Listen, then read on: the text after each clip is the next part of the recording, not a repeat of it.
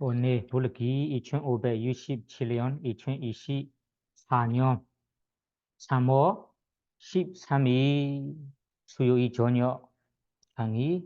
오늘은 찌드시가 마원부수 공부 두 번째 날입니다.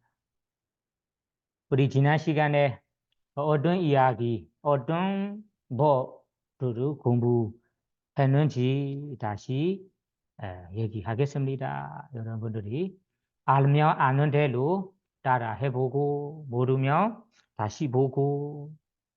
우리가 지금 찌드시가라는 마원부수, 마원과 함께 일어나는 법들을 마원 상태라고도 번역합니다. 이 법들을 공부하고 있습니다. 그러면 마원부수, 마원과 함께 일어나는 법들이 몇 가지가 있는가 하면 52가지가 있습니다. 52. 그것은 마원부수 52가지라고 합니다. 그러면 이 52가지를 우리가 제목으로 크게 나누자면 세 가지로 나눌 수 있어요. 첫째는 발리어는 아냐사마나 제드시가 다른 것과 같아지는 마음부수. 둘째는 해로운 마음부수. 그리고 세 번째는 아름다운 마음부수라고 세 가지 제목이 있어요. 그 기억하세요. 다른 것과 같아지는 마음부수, 발리어로 아냐사마나 제드시가. 그리고 해로운 마음부수, 아쿠살라 제드시가. 그리고 아름다운 마음부수, 소변나 제드시가라고 세 가지 있습니다. 그러면 숫자는 얼마나요? 숫자와 같이 기억하려면 다른 것과 같아지는 마음부수가 13가지, 해로운 마음부수가 14가지, 아름다운 마음부수가 25가지 각각 있습니다.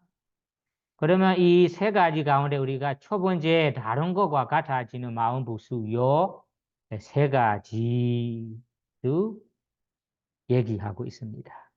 이 요 세 가지 아래에도 우리가 크게 두 종류로 구분되어 있습니다. 두 종류. 첫째는 모든 고통, 모든 마음에 공통되는 마음부수. 그러면 마음은 해로운 마음이든 유익한 마음이든 그리고 무기 마음이든 어떤 마음이든 일어날 때마다 함께 일어나는 마음부수를 공통되는 마음부수라고 합니다. 이 마음부수가 몇 가지 있습니까? 7가지 있습니다. 기억하셔요. 7가지. 그 다음에는 두 번째는 때때로 모든 마음과는 함께 일어날 수 없어요. 때때로 어떤 마음과 일어날 수도 있습니다. 가끔만 일어나는 마음부수로 때때로 마음부수 6가지라고 합니다. 이거 제가 강의를 시작할 때마다 이 이야기를 반복해서 얘기할 테니까 지금 또 기억하시고 다음에도 기억하시고 그래야 다음에 이 머릿속에 확고하게 남아있을 수 있어요. 그러면 우리가 지금 모든 마음과 공통되는 마음부수, 어떤 마음이든 마음 일어날 때마다 함께 일어나는 마음부수 7가지는 각각 이 마음부수 하나하나의 정의, 이 마음부수들의 고유, 성질, 성품을 설명하고 있습니다. 이런 것이 되게 재미있고 중요한 부분입니다. 대부분 사람들은 번역, 단어, 용어로 알고 있어요. 예를 들자면 러바라면 탐요, 러사라는 선네임, 우리나라는 느낌, 사냐는 인식, 이런 식으로 번역 용어는 알고 있습니다.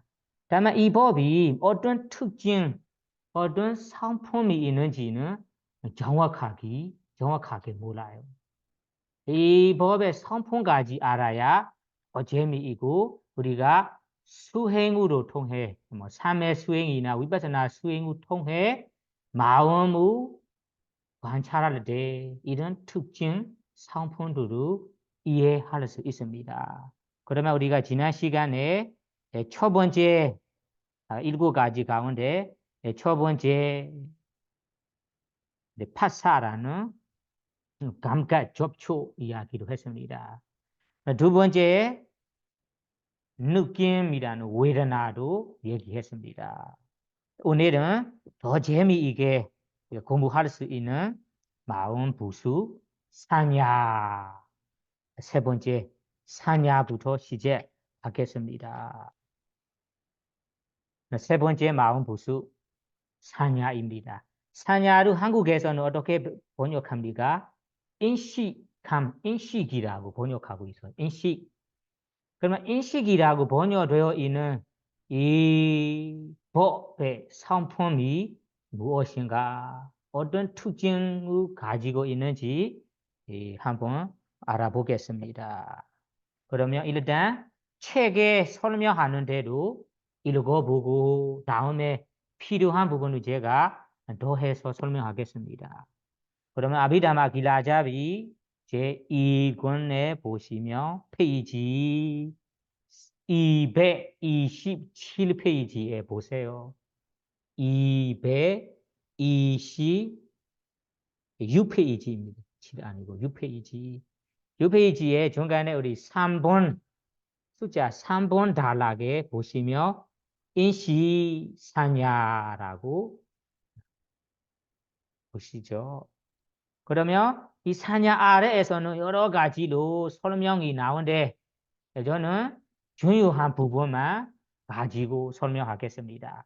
중요한 부분이 어디에 있냐면 다음 페이지, 오른쪽 페이지에 보세요. 오른쪽 페이지에 보시면 숫자 앞에 130라는 숫자 있는 구조 이 단락을 한번 읽어봅시다. 그러면 여기에 비록 이 인식이 아름마리와 같은 방법으로 분류되지만 특징 등으로 볼 때 모든 인식은 인식하는 특징을 가진다. 그러면 모든 인식은 특징 등으로 볼 때 모든 인식은 그거부터 먼저 기억하세요. 그러면 인식 사냐의 특징이 무엇인가? 상품이 무엇인가? 여기에서는 그냥 간단하게 인식하는 특징을 가진다라고만 나와요. 인식하는 특징을 가진다. 뭐 어떻게 인식하는 특징을 가진다? 자세히 모르시죠? 그래서 이에 대해서는 인식한다 할 때는 우리가 형색을 볼 때, 만약에 눈으로 형색을 볼 때, 뭐 색깔에는 검은 색깔이다. 뭐 흰 색깔이다. 빨간 색깔이를 보고 빨간 색깔이네. 검은 색깔이네. 흰 색깔이네라고 인식하는 것이 이런 특징 상품입니다. 그리고 물체를 보면 이 물체가 크다, 작다, 아니면 짧아요, 아니면 길다. 이런 식으로 이 물체를 우리가 인식하거든요. 이런 인식입니다. 그리고 우리가 음식을 먹을 때는 이 음식이 짠맛이다, 단맛이다, 쓴맛이다 이렇게 인식하는 거, 알분 인식하는 것이 이 아기처럼 이런 음식을 먹어볼 때 맛을 인식하는 거, 물체를 보고 길다, 짧다라고 인식하는 거, 그리고 형색 색깔을 보고 검은색, 흰색이라고 그 아기가 기억하는 것처럼 아기가 인식하는 것처럼 인식함이 여기에 사냐의 특징입니다. 여러분들이 새롭게 보이는 것을 볼 때마다 이런 인식이 있습니다. 그런 인식이 여기에 사냐의 특징이라고 알아야 됩니다. 다음에 이어서 읽어보세요. 하는 역할. 이 법이 어떤 역할을 하는가요? 하며 이어서 보세요. 이것이 바로 이것이구나라고 다시 인식할 수 있는 원인이 될 표상을 만드는 역할을 한다. 그러면 하는 역할이 중요한 것은 다시 인식할 수 있는 원인이 될 표상을 만드는 역할을 한다. 그러면 다시 우리가 이것을 다시 볼 때 인식할 수 있는 원인으로 표상을 만드는 역할을 합니다. 만드는 역할. 이것을 우리가 예를 들어서 설명하겠습니다. 예를 들어서 어떻게 다시 인식할 수 있는 원인이 될 표상을 만드냐면 여러분들이 여기에 뒤에 보시면 모수들이 모재 등에 표시하는 것처럼 라고 예시 구조를 보이죠. 그러면 모수, 모재를 여러 가지 필요한 것을 만들었잖아요. 모수들이. 예를 들자면 우리 이 모수가 이 모재를 만들 때 문을 만들다고 생각해 보자. 그럼 문을 만들 때 이 문은 어디에서 우리 설치해야 하거든요. 그래서 문을 만들 때 이 자리가 위에 설치해야 한다. 이 자리가 아래에 설치해야 한다. 이 자리는 앞에 있는 것이다. 이거는 뒤에 있는 것이다라고 우리 연필로 무엇을 표시합니까? 이런 이 연필로 표상을 만들어 놔요. 모수가 이 모재를 만들 때가 문을 만들 때 연필로 표시를 해놔요.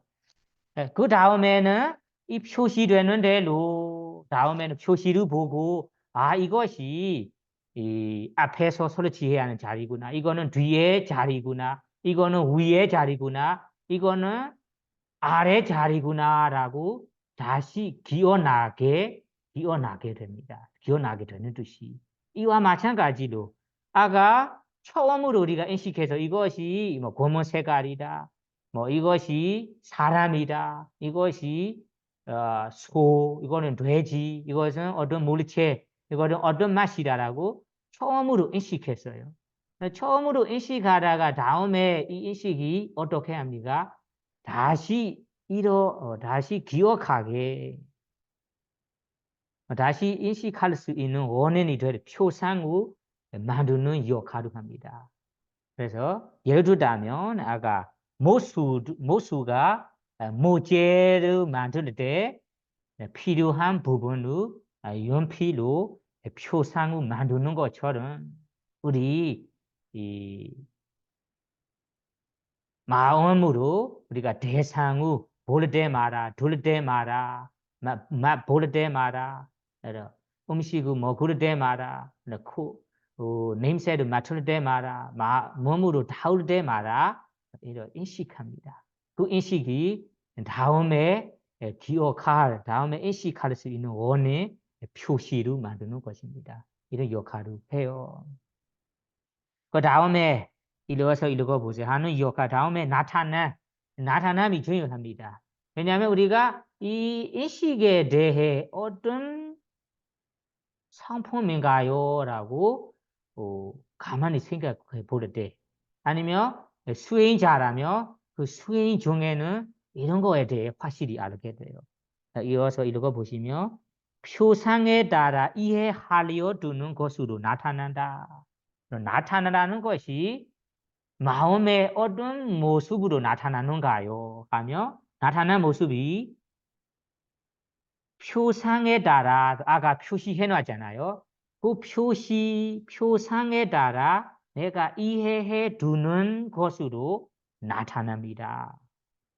그러면 우리가 처음으로 이것이 검은 색깔이다라고 표시해 놨어요. 마음에 새겼어요.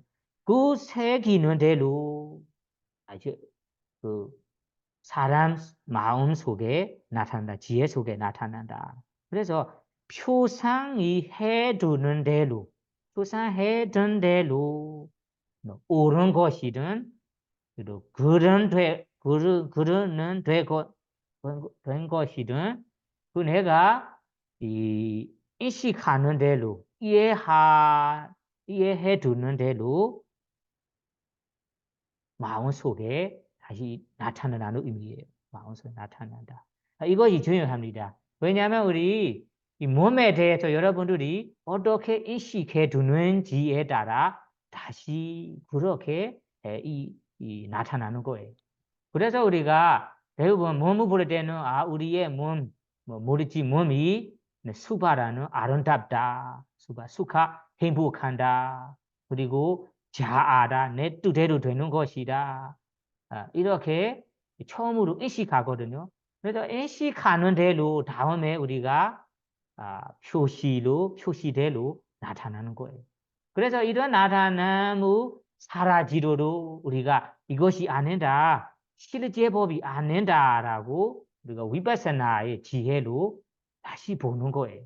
실제로는 우리 몸, 무르지 정신이라는 무르지 정신 일어나는 모습이 실제 모습이 어떤 모습인가요? 아름답지 않은 모습이잖아요. 항상 무너지고 있기 때문에 보통스러운 상품이잖아요.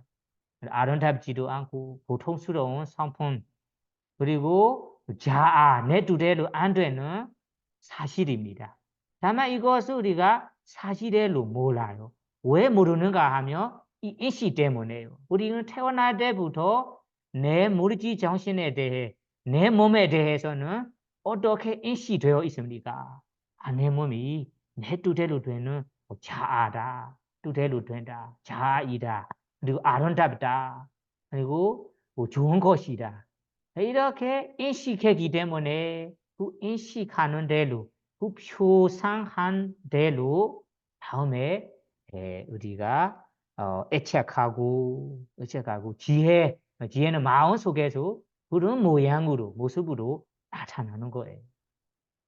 이것이 그래서 여기에 옳은 것이든 그릇된 것이든 우리가 표상한 대로 인식하는 대로 마음에 나타난다. 그 모습대로 나타난다는 의미예요.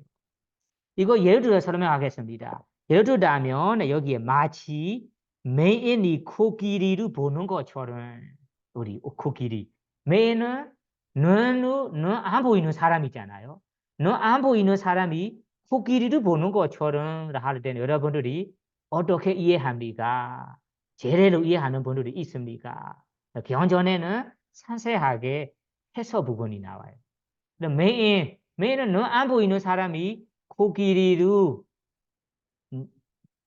이 손으로 만지면서 기억하는 거예요. 인식하는 거예요. 그래서 메인 사람이 예를 들자면 코끼리를 눈 안 보이는 사람이 이 코끼리의 양쪽의 귀를 손으로 만지게 돼요. 손으로 잡게 돼요. 그러면 이 사람이 코끼리가 뭐냐 하며 다른 사람이 코끼리는 어떤 모양이라 하며 양쪽에 이 귀 모양을 만지게 되는 매인이 어떻게 대답합니까? 이 사람은 코끼리가 사실은 도자기 같은 동물이다. 이렇게 대답합니다. 확실히 모르잖아요. 이 어떤 사람은 이 코끼리의 몸 자체를 손으로 만지게 돼요. 잡게 돼요. 그러면 이 사람에게 다른 사람이 물어봐요. 코끼리가 어떤 모양이냐 하며 코끼리라는 것이 사실은 집의 벽 같은 모양이다. 이렇게 대답한대요. 그 다음에는 어떤 사람이 코끼리의 발을 잡게 돼요. 만지게 돼요. 그러면 이 사람에게 다른 사람이 물어봐. 코끼리가 어떤 모양이라 하며 코끼리가 집에서 기둥 같은 동물이다. 기둥 같은 동물이라고 대답합니다. 그리고 어떤 사람은 코끼리의 코끼리의 꼬리를 만지게 돼요. 꼬리를 만지게 되는 사람에게 코끼리가 어떤 모습이냐 물어볼 때 그가 사람이 어떻게 대답합니까? 이 사람이 코끼리가 사실은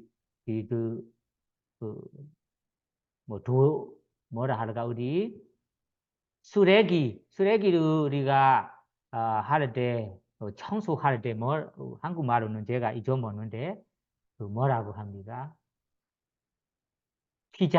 피자루인가 거라. 피자루 같은 이 동물이다. 이런 식으로 너는 안 보이는 사람이니까 자기가 손으로 잡은 부분, 자기가 손으로 만지고 잡고 그 처음 인식하는 대로 다른 사람 물어볼 때 그대로 대답합니다. 그러면 그 대답이 사실의 모습이 맞습니까? 아닌가 하며 우리는 지금 는 보이는 사람, 는 좋은 사람은 코끼리 모습이 그런 모습이 맞습니까? 아니잖아요. 사실을 모르게 됩니다. 그래서 여기에 나타난 모습이 내가 인식하는 물품에 대한 옳은 것이든 그르든 것이든 인식하는 대로만 다시 나타나게 된다고 합니다. 다시 나타난대요. 그래서 우리 몸에 대해 생각해 보면 아주 확실하게 알게 돼요. 우리 물질 정신이라는 우리 무더기의 실제 상품은 어떤 상품이냐? 다만 우리가 알고 있는 인식하고 있는 상품이 어떤 상품인가 좀 비교해 보세요. 그래서 안다면 인식하는 대로 나타난 여기에 이 법에 나타납니다. 다음에 마지막에서는 그 가까운 원인이 무엇인가 하며 대상이 어떻게 나타나는지 나타난 대상이 가까운 원인이다. 그러면 인식함이라는 법 일어나기 위해서 가까운 원인이 무엇인가 하며 너 앞에서 나타난 대상 너 앞에서 나타난 대상 아니면 이 소리라면 소리 대상 그의 소리 들은 소리 대상 예. 맛이라면 맛 대상 냄새라면 냄새 대상 다운 대상이라면 그 다운 물체 대상 나타난 대상이 가까운 원인이다. 이 원인이 없다면 인식한도 없잖아요. 그러면 이 나타난 대상이 가까운 원인이다에 대해 예를 들어서 설명한다면 다음에 마치 이 어린 사슴들이 허수아비를 보고 사람이라고 인식을 일으키는 것처럼 여러분이 사슴과 허수아비는 눈밭에 세워둔 이 것이잖아요. 세워둔 허수아비라고. 그래서 옛날에는 이 눈밭에 사슴들이 이 보리를 먹지 않도록 동물들이 오지 않도록 무섭도록 이런 허수아비를 세워두는 경우 있잖아요. 그러면 사슴들이 이것을 보고 어떻게 이렇게 인식을 일으킵니까? 이거 사람이다 라고 인식을 합니다. 그래서 사슴 마음에서는 대상이 나타난 대로 인식을 일으키는 거예요. 사실은 사람이 맞습니까? 사람 아니잖아요. 그래서 가까운 원인이 할 때는 나타난 대상이 가까운 원인이라 하면 나타난 대로 내가 인식을 한다라는 말입니다. 그래서 여러분들이 이거에 대해서 예를 들자면 아까 우리 사슴들이 허수아비를 보고 사람이라 인식하는 것처럼 우리도 그 대상이 나타난다면 나타나는 대상대로 이 대상이 맞는지 틀린지 확실하게 생각하지 않고 그 나타난 대로 우리가 인식을 일으킵니다. 이것이 인식에 대해 우리가 알아두어야 할 상품입니다. 고유 성질입니다. 다시 얘기하자면 그 인식에 대해 우리가 4가지 법을 알아야 됩니다. 첫 번째는 특징입니다. 특징을 상품이기도 합니다. 그래서 인식에 대해 상품, 그 인식이 하는 역할, 어떤 역할인지, 그리고 나타남, 마음 속에 어떻게 나타나는지, 어떤 모습으로 나타나는지 나타남, 가까운 원인, 이런 4가지를 확실히 알아야 이 법에 대해 우리가 자세하게 안다, 확실히 안다라고 이해할 수 있습니다. 그러면 이 정도라면 여러분들이 인식, 사냐라는 인식에 대해 우리 일상생활 속에 이 인식이 어떻게 미치고 있는지 이해할 수 있습니다. 어떻게 작용하고 있는지 이해할 수 있습니다. 다음 법으로 넘어가 볼게요. 다음 법, 4번째 법이 무엇인가요? 4번째, 모든 마음과 공통되는 법이, 4번째 법이 의도, 발리어로 제드나입니다. 우리가 한국 분들이, 대부분 사람들은 제드나라고 할 때, 의도할 때는 의도로만 알고 있어요. 다만 의도에 대해서는 역할이 어떤가요? 나타남이 뭔가요? 이 의도가 일어나기 위해서 가강 원인이 뭔가요? 상품이 뭔가요? 라고 확실히 아는 분들은 많지 않습니다. 그래서 의도에 대해 공부해 보겠습니다. 일단 설명하기 전에 의도에 대해 어떻게 여기에 설명해 두는지 읽어봅시다. 네, 이 책에 230페이지로 보세요. 230페이지. 230페이지 보지만 마지막 단락에 보세요. 마지막 단락에 청정도롱의 설명을 살펴보자. 청정도롱 135 의도한다고 해서 의도라고 한다. 묻는다는 뜻이다. 묻는다. 그러면 이것은 여기부터 중요합니다. 이것은 아는 거예요. 의도는 의도하는 성질의 특징으로 한다. 그러면 의도의 특징, 상품이 무엇인가 하면 여기에서는 의도하는 성질의 특징으로 한다. 의도하는 성질의 특징으로 한다는 저는 의도한다는 한국 사람 아니니까 어떤 의미인지 잘 모르지만 찌드나 발리어로 살펴보자면 찌드나 어떤 상품이 있느냐 하면 찌드나라는 의미가 찌드나 우리 이 마음과 함께 일어난 마음 부수들이 있잖아요. 마음 부수. 그래서 이 찌드나라는 마음 부수도 함께 일어나는 마음 부수 중에 하나입니다. 그래서 찌드나는 자기 스스로와 함께 일어나는 다른 마음 부수들을 대상에 연결시키는 연결하도록 하는 역할을 하는 이 특징입니다.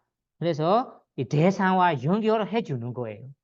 그러면 우리가 대상을 부를 때 마음이 나타나잖아요. 그럼 마음이 나타날 때 마음이 나타난다고 하지만 마음 하나만 아니거든요. 마음과 마음 부술이 함께 일어납니다. 그래서 마음과 이 의도를 포함한 다른 마음 부술들이 이 대상에 마음이 일어나도록 대상과 연결해준다,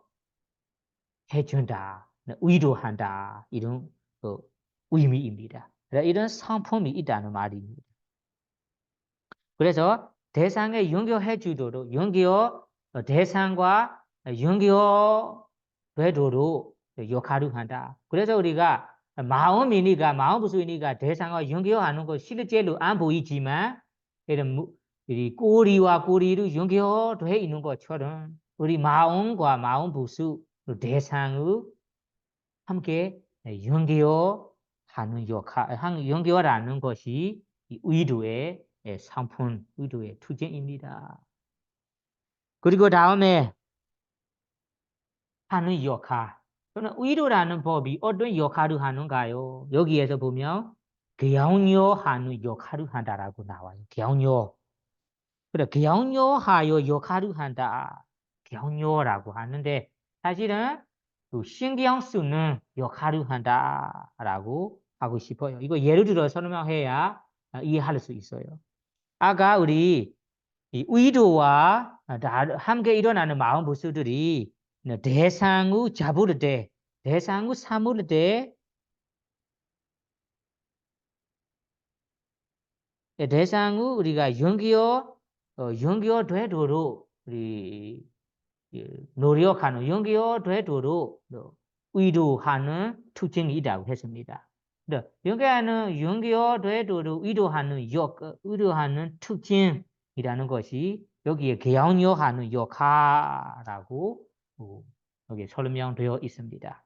예를 들어서 설명하자면 더 이해할 것 같아요. 정확한 단어를 어떻게 써야 하는지 모르지만 이거는 여러분들이 그 개헌전에 나온 예시는 예나 예시라서 이해하지 못할까 봐 다른 예시로 제가 설명하겠습니다. 그 가게 하나를 운영하는 사장님 주인과 같아라고 봐야 됩니다. 그러면 주인이 가게를 운영하고 식당을 운영하고 있습니다. 그러면 그 주인은 아래에서 직원도 몇 명 있습니다. 지금 2명, 3명 있어요. 그러면 그 시장이니까 그 직원들을 이끌어서 그러니까 자기도 그 시장에서 해야 할 일을 앞서서 합니다. 앞서서 하면서도 다른 직원들이 아래에 있는 직원들을 이 하는 시장의 일에 해야 할 일에 빠짐없도록 신경 쓰고 격려하는 역할을 한다는 말입니다. 이해하십니까? 그럼 사자네들은 그러잖아요. 우리 주인들이 자기 스스로도 하는 일에 빠짐없이 노력합니다. 그리고 스스로만 노력하는가요? 아니에요. 아래에 있는 직원들도 하는 일에 운영하는 일에 빠짐없도록 격려하고 신경 쓰는 것이 여기에 의도의 역할입니다. 그래서 여기에도 의도도 마찬가지로 대상의 우리가 잡을 때 의도와 함께 일어나는 마음 모습이 있잖아요. 그래서 의도가 스스로도 이 대상을 잡도록 신경 쓰고 노력하고 그리고 스스로뿐만 아니라 마음과 함께 일어날 마음 모습으로 이 대상에 연결되도록 신경 쓰고 격려하는 역할을 한다. 이런 말입니다. 아시겠습니까? 그래서 사자는 시장의 주인이 의도입니다. 그러면 주인이 스스로도 노력하고 아래에 있는 직원들도 노력하도록 신경 쓰는 것처럼 격려하는 것처럼 여기에서 말하는 의도도 스스로도 대상에 연결하도록 노력하고 함께 일어나는 마음과 마음 모습도 나와 같이 연결되도록 신경 쓰고 격려하는 역할을 한다. 이런 의미입니다. 여기에서는 예시가 안 나오지만 개헌전에는 아까 예시 같이 나옵니다. 그 다음에는 나타나입니다. 나타나는 마음 속에 의도에 대해서 어떻게 나타나는지, 어떤 모습으로 나타나는지 이것입니다. 여기에 보세요. 조정하는 것으로 나타난다. 조정하는 것으로 나타난다. 어떻게 조정하는 것으로 나타나는가요? 이거도 예를 들어 설명해야 됩니다. 여기에 나옵니다. 마치 산수 제자와 대모수처럼 자기의 일과 남의 일을 성취한다. 보시지요. 그러면 여기에는 조정함으로 나타난다에 대해 예를 들어 설명하겠습니다. 여기에서는 사수제자라고 나와 있어요. 사수제자는 뭐 제자 중에 큰 제자를 말하는 거예요. 요즘 학교 경우에는 뭐 반장이라고 해야 되고 반장. 근데 반장은 이구는 사람이잖아요. 그래 얘는 사수 제자, 큰 제자입니다. 근데 큰 제자는 그 다른 제자들이 함께 공부하고 있어요. 공부하고 열심히 외우고 공부하고 있어요. 그러면 이 반장 사수 제자가 뭐 어떻게 조절하는가요? 하면 만약에 이 반장 사수 제자가 멀리에서 스승님이 오는 것을 본다면 스스로도 열심히 공부하고 다른 친구, 다른 제자들도 나처럼 공부하도록 조정합니다. 조정합니다.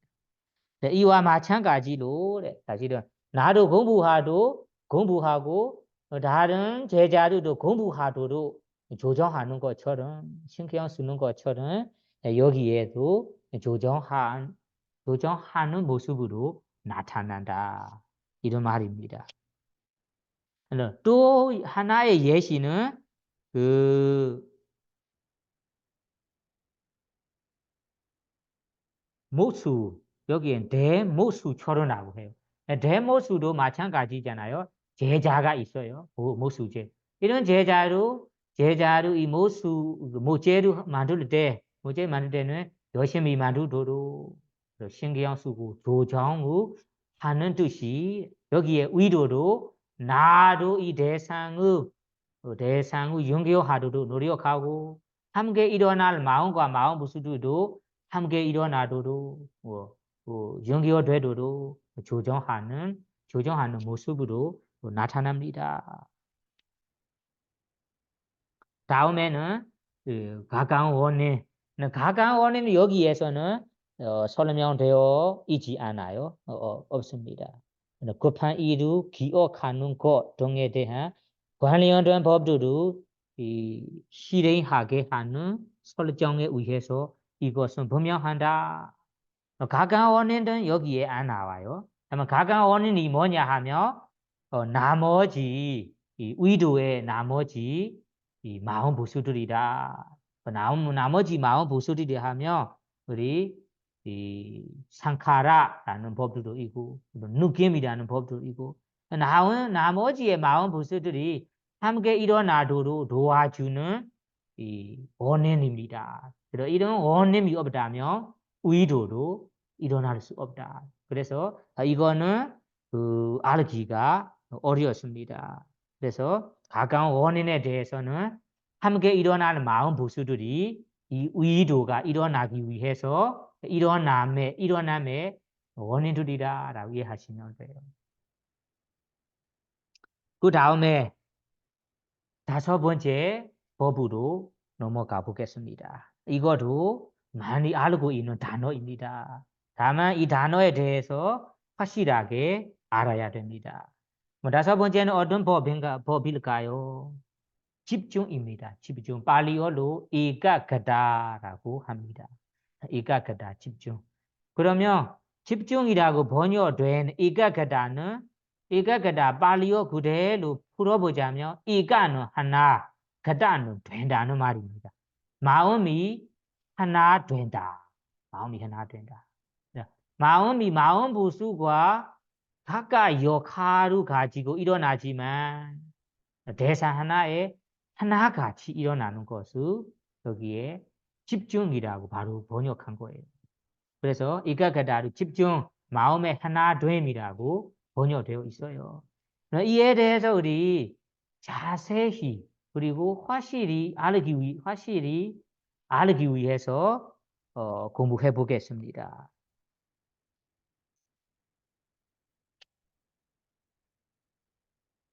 그러면 책에 보세요. 책에는 232페이지에 보세요. 232페이지에 일단 어떻게 설명되어 있는지 읽어보고 필요한 것을 제가 추가해서 설명하겠습니다. 그러면 맨 위에 단락에 보시면 두 번째 주 중간에 보세요. 산매라 한다의 뒤에 이것은 방황하지 않거나 혹은 산만하지 않는 특징을 가진다. 그러면 집중 일가가다에 대해 어떤 상품이 있을까요? 상품에 대해서는 여기에 방황하지 않거나 방황하지 않는 상품이다. 그러면 우리 방황한다는 말이 위기개차, 의심의 상품입니다. 우리 마음에 우리 뭔가가 의심이 된다 하면 그 마음 상태가 어떻게 됩니까? 방황한 상태이잖아요. 이거인 것 같아, 저거인 것 같아라고 마음이 긴장하지 않고 이렇게 이렇다 저렇다라고 다양하게 마음이 긴장하지 않고 고요하지 않고 방황한 모습입니다. 그래서 여기에는 이런 위치계자는 의심처럼 방황하지 않는 상품. 그리고 다음에는 산만하지 않다. 이거는 들뜸을 말하는 거예요. 어떻게? 들뜸이 일어날 때는 마음에 어떻게 됩니까? 들뜸이 생길 때는 산만한 이 대상으로 가고 저 대상으로 가면서 마음이 고요하지도 않고 그리고 긴장하지도 않아요. 그래서 이 일가가다라는 집중에 대한 상품을 알기 위해서는 반대된 법을 예를 들어서 설명합니다. 그래서 일가가다는 집중의 상품은 위지개차라는 의심처럼 방황하지도 않고 옥대자라는 들뜸처럼 사마하지도 않은 고요하고 진정한 상품이다. 진정한 특징이다. 라고 설명이 나와요. 그래서 마음이 물이 흔들림 없이 고요하는 뜻이 물이. 그리고 그 진정한 뜻이 이런 진정한 상품이라고 특징이라고 알아야 됩니다. 이것은 첫 번째로 알아야 할 특징입니다. 다음에 역할, 집중이라는 법, 하는 역할, 어떤 역할을 하는가요? 이것이 아주 재미있습니다. 보세요. 함께 생긴 법들을 멈추는 역할을 합니다. 예를 들자면 마치 물이 모기의 가루를 멈추듯이. 그러면 예시부터 설명하겠습니다. 우리 무 위에 가루가 여러 가지로 있잖아요. 그러면 위에 우리 물이 있어요. 코 안에 물이 있어요. 이 무 위에 우리가 가루를 뿌려 보세요. 그러면 이 물이 어떻게 해줍니까? 이 가루를 한쪽에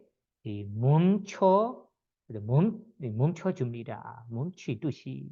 그러면 물이 이 가루를 멈춰주는 것처럼 멈추듯이 여기에서 일가까다라는 집중이라는 법 하는 역할이 여기 함께 생긴 법들을 할 때는 마음도 일어나고 그리고 함께 일어날 마음 부수도 있잖아요. 앞에 얘기하다면 우리 감각 접촉이라는 마음 부수, 인식이라는 마음 부수, 그리고 느낌이라는 마음 부수, 그리고 의도라는 마음 부수들이 모든 마음과 함께 일어나는 마음 부수 있잖아요. 이런 마음 부수들이도 각각의 특징, 각각의 역할이 있어요. 다만 각각의 역할대로 나는 이런 일을 하겠다. 의도 이루하겠다. 의도 이루하면서 여기에 함께 생긴 법들을 할 때는 함께 일어날 마음 부수들을 하나로 멈추는 역할을 한다. 그러면 우리가 함께 일어날 마음 부수들이 만약 30개라면 30개의 마음 부수들이 각각 나도 어디 가고 싶어요. 이 마음은 어디 가고 싶어요. 이런 식으로 이리 간다 저리 간다. 이렇게 가지 마도록 각각의 역할로 대상 하나에 멈춰주는 역할을 한다. 그래서 우리가 집중이 되나 할 때는 이 집중이 되나 할 때는 이 집중이 마음과 마음 모습으로 대사 하나에 멈춰주기 때문에 아주 고요하게 집중된 것이 여기에 멈추는 역할을 하니까 대사 하나에 고요하고 정진하면서 집중이 되는 거예요. 그리고 집중되는 것이 이 마음과 마음 모습, 함께 일어나는 마음 모습으로 이 멈추는 역할 때문에 집중이 되는 거예요. 대사 하나에 오래도록 아니면 집중이 되면 될수록 되는 시간 내내 대사 하나에 흔들림 없는 무처럼 고요하고 그리고 진정하게 있을 수 있는 것입니다. 그래서 여기에 에카가다라는 하는 역할이 멈추는 역할을 한다. 어떤 것을 멈춰주는가 하면 함께 일어나는 마음 부수들을 함께 일어나는 마음과 마음 부수들을 멈추는 역할을 한다. 예를 들자면 아까 그 가루를 컵 안에 있는 물에 가루를 넣어보면 그 가루가 한쪽으로 멈추듯이 마음이 이렇게 멈추면서 집중이 되는 거예요. 그 다음에는 다음에 예시 하나도 나오는데 이것은 우리 그 전쟁이 날 때는 양쪽이 싸우잖아요. 양쪽. 그래 양쪽으로 싸우는 사람들이 이쪽에 만약에 어느 나라에 왕이 이끌어서 다른 나라와 싸웁니다. 그래 이쪽에 싸우는 사람들이 이 전쟁 싸우는 일에 이 진이가 이리저리 도망치거든요.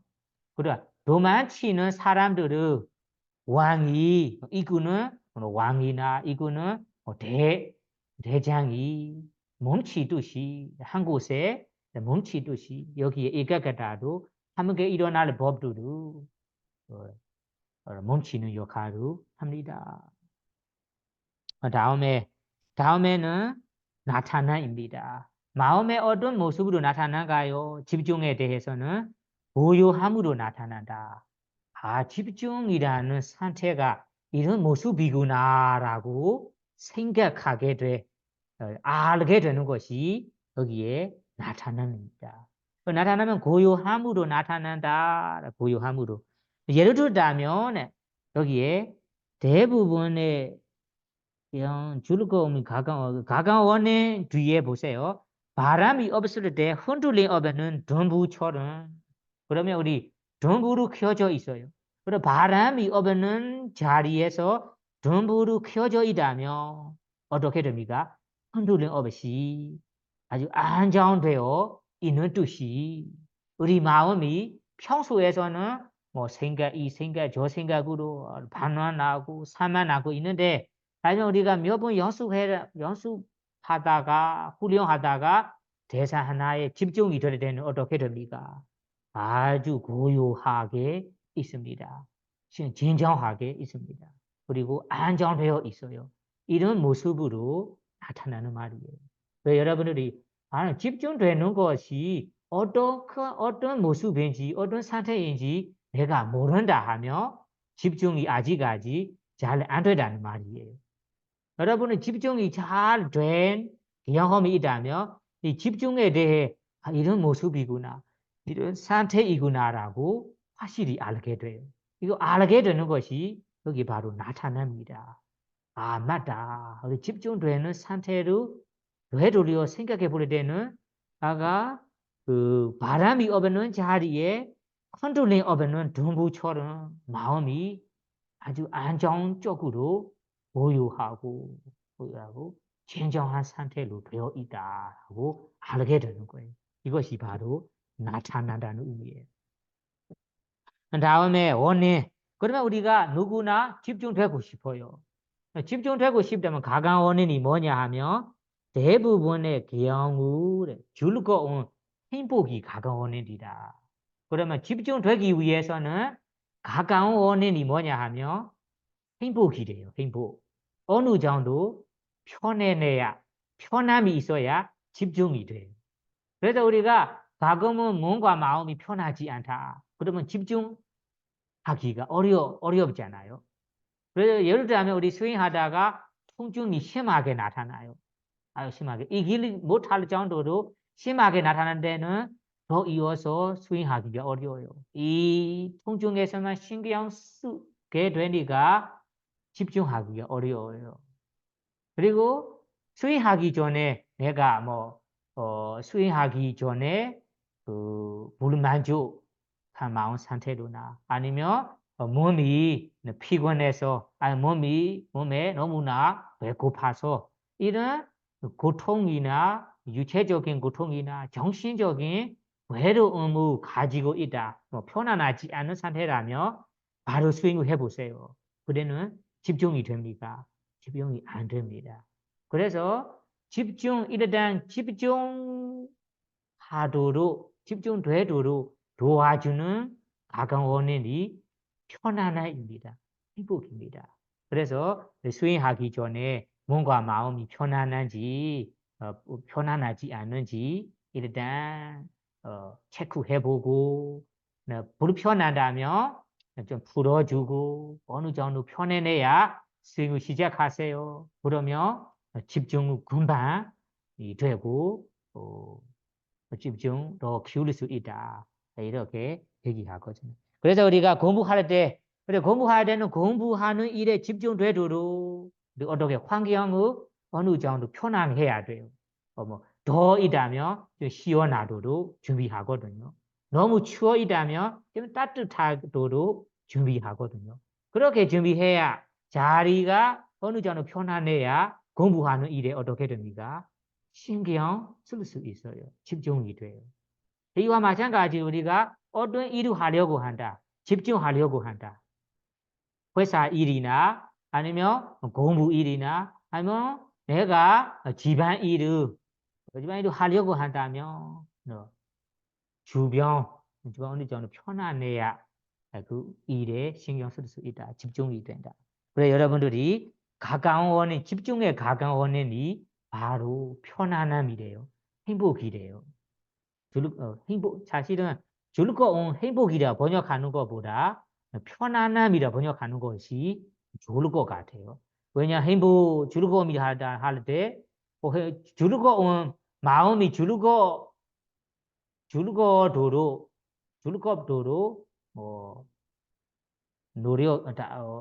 즐겁도록 뭘 해야 할 이 의미로 이해가 갑니다.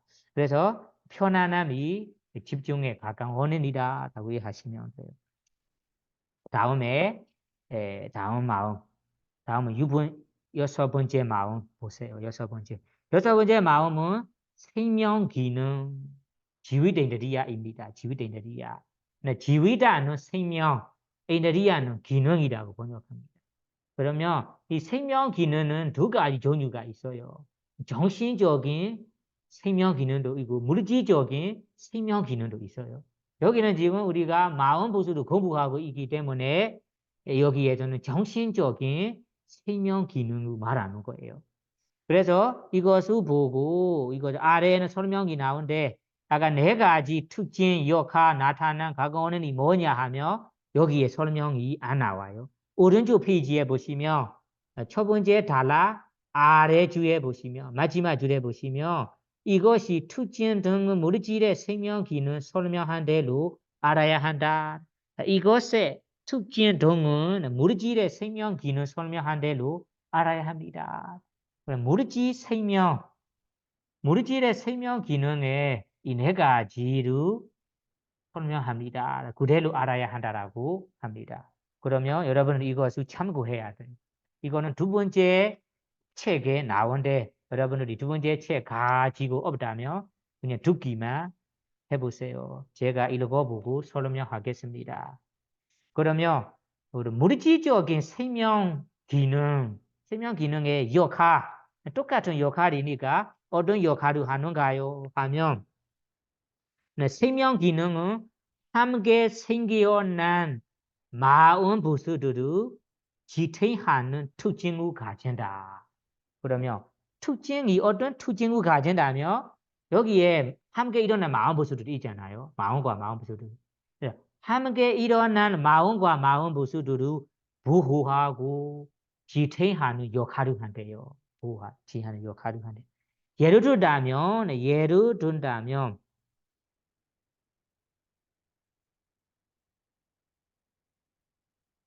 마치 물이 연꽃 등을 보호하는 것처럼 그래 물과 연꽃이 있어요. 그래 물이 연꽃을 주지 않도록 시들지 않도록 보호하고 지탱하는 것처럼 이와 마찬가지로 여기에 지휘대들이야 물질적인 생명 기능 특징 상품이 어떤 상품이 있냐면 함께 일어나는 마음과 마음부수들이 있어요. 이 마음과 마음부수들이 일어나는 찰나, 일어나는 순간에 이 마음부수들이 이 마음과 마음부수들이 죽지 않도록 사라지도록 사라지고 이어서 사실은 이어서 생기도록 하는 보호하고 지탱하는 역할을 합니다. 지탱하는 역할을 합니다. 예를 들자면 아까 물과 같습니다. 연꽃이 있는 이 호수의 물과 같아요. 물이 연꽃을 시들지 않도록 죽지 않도록 보호하고 지탱하거든요. 이와 마찬가지예요. 우리 이 생명 기능 함께 일어나는 마음 부수들을 보호하고 지탱합니다. 그래서 이 상품에 대해서는 확실히 알아야 하는 것이 새롭게는 사실은 이 새롭게 나타나도록 해줄 수 없어요. 생명기능 새로운 법들이 일어나도록 할 수 없어요. 그래서 상품은 보호하고 지탱하는 역할을 하는 거예요. 아까 물이 연꽃을 보호하는 역할을 하잖아요. 연꽃을 자라오르는 어떤 것이 합니까? 연꽃 씨앗이 만드는 거예요. 그래서 이 생명 기능은 새로운 마음이 일어나도록 만들 수는 없어요. 다만 조건에 따라 일어나는 법을 유지되도록 살리도록 보호하는 역할, 보호하는 상품이 있다 이런 말입니다. 다음에는 하는 역할은 어떤 역할을 합니까 하면 그 함께 일어나는 법들을 생기게 하는 역할을 한다. 생기게 하는 역할을 한다. 생기게 하는 역할을 한다는 것이 우리가 마음이 일어날 때는 마음의 수명이 있어요. 여러분 혹시 들어본 적이 있는지 모르지만 물질 일어날 때도 물질의 수명이 있어요. 우리 사람도 사람의 나이 수명이 있잖아요. 100 세대 아니면 75 이런 수명이 있는 것처럼 마음도 수명이 있어요. 물질도 수명이 있어요. 이 수명 후에는 이 마음이 사라집니다.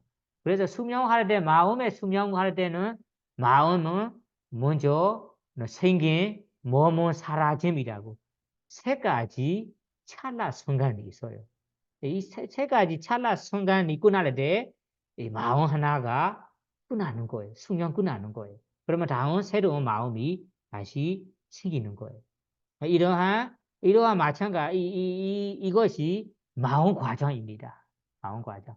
그래서 마음은 찰나찰나마다 이 수명대로 수명 일어나다가 이런 과정으로 가고 있어요.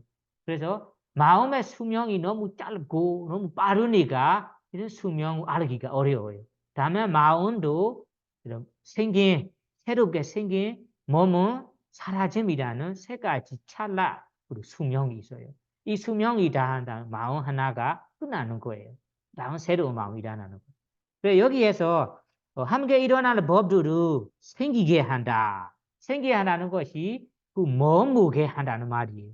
새롭게 생긴 몸은 사라지기 전까지 사라질 때까지 생기게 한다. 유지 해준다는 말이에요. 이것을 예를 들어 설명해야 이해할 수 있습니다. 예를 들자면 여기에서 어떻게 나오냐면 마치 유모가 왕자를 보호하듯이 유모 왕자.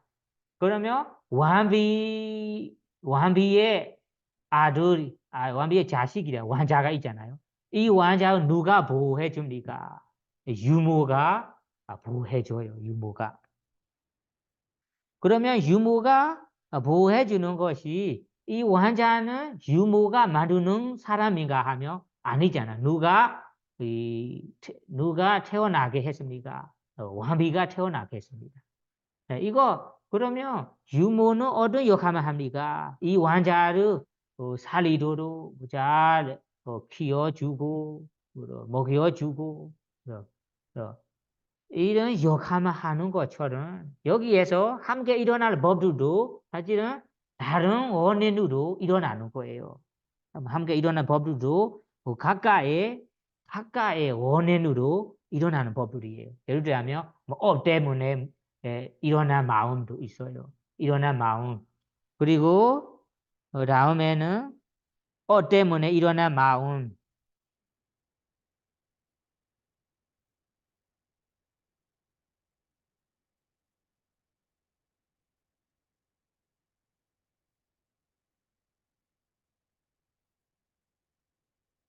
업 때문에 일어난 마음을 보호하는 뜻이 아까 예시는 역할에 대한 예시 아니고 아까 특징에 대한 예시입니다. 아까 특징에 대한 예시를 할 때 세 가지로 나와요. 아까 연구와 물과 같아. 그리고 유모와 같아라고 설명이 나와 있어요. 그래서 유모는 그 왕비의 자식을 보호하고 키우는 뜻이 여기에서도 마음과 마음 함께 일어나는 마음 모습들이 다른 원인으로 일어난 것을 그냥 유지되도록 보호하는 것처럼 보호하는 역할만 합니다. 그러면 다음에 우리 두 번째 하는 역할로 넘어가 보겠습니다. 하는 역할은 함께 일어나는 법을 생기게 하는 역할을 한다. 생기게 하는 역할. 생기게 하는 역할이라는 것이 생기게라 되는 새로운 법을 생기게 이렇게 이해하지 말아야 됩니다. 이 법이 새로운 법을 생기게는 할 수 없어요. 하지 못해요. 그래서 여기에 생기게 하는 역할이라는 것이 아까 마음 부수가 한번 일어날 때 한 찰나게 이 생긴 몸은 사라진 이런 몸으로 우리가 생기게 유지하는 역할을 한다. 이렇게 이해하시면 됩니다. 그래서 꼭 분명히 알아야 하는 것은 새로운 법을 생기게 할 수는 없다. 다음에 가까운 나타남이 어떻게 나타납니까? 하면 존재하는 것으로 나타난다. 함께 일어나는 법들이 존재한다. 존재하는 것이 뭐뭐라는 의미잖아요. 그래서 이거도 아까 비슷한 설명입니다. 아까 마음의 수명이 생긴 뭐뭐 사라지기 전까지 사라질 때까지 존재하는 것으로 나타납니다. 그 다음에는 가까운 원인. 가까운 원인이 무엇인가 하면 가까운 원인이 함께 일어나는 마음 부수들이다. 함께 일어나는 마음 부수들이 가까운 원인입니다. 그냥 함께 일어나는 마음 부수들이 있어야 이 생명 기능법이 유지하고 보호하면서 유지가 살리는 거예요. 함께 일어날 마음 부수들이 없다면 생명 기능법도 일어날 수 없어요. 그래서 생명 기능 법이 어떤 상품, 어떤 역할을 한다면 함께 일어날 마음 부수들을 보호하고 지탱하는 역할을 합니다. 새로운 마음은 일어나도록 할 수는 없다. 이렇게 이해하셔야 됩니다. 다음에 마지막 시간도 10분 넘어가니까 이 마지막 마음 부수 마나시가라에 대해서는 다음 시간에 공부해야겠습니다. 그러면 여기에 우리 모든 마음과 공통되는 마음 부수 7가지가 있습니다. 7가지를 그냥 번역 부분 영어만 얘기한다면 한 번에 한 짧은 시간에 끝났는데 다만 제가 이 법들에 대해 어떤 상품, 어떤 역할, 어떻게 나타난, 어떤 원인이 있는지 자세히 이해하기 위해서 여러 가지 경전에 해석한 부분을 가지고 지금 설명해 주는 것입니다. 그래서 시간은 좀 느리지만 좀 알아야 할 내용이니까 다음에도 이어서 설명하도록 하겠습니다. 오늘은 여기까지만 공부하고 이 마음 부수법들이 우리 일상생활 속에 일어나는 마음 부수들이에요. 마음 상태들이에요. 이 상태들이 정말로 이런 법인지 아닌지 스스로 테스트 해보고 체크해보고 확인하여 만약 맞다면 이 법이 부처님께서 대단하게 설하신 법들이나라고 신심이 나고 아비담마의 지식이 더 늘어나요. 아비담마 법이 다음에 여러분이 하는 수행에 도움이 되기를 바라며 오늘 강의를 마치도록 하겠습니다. 사두, 사두, 사두.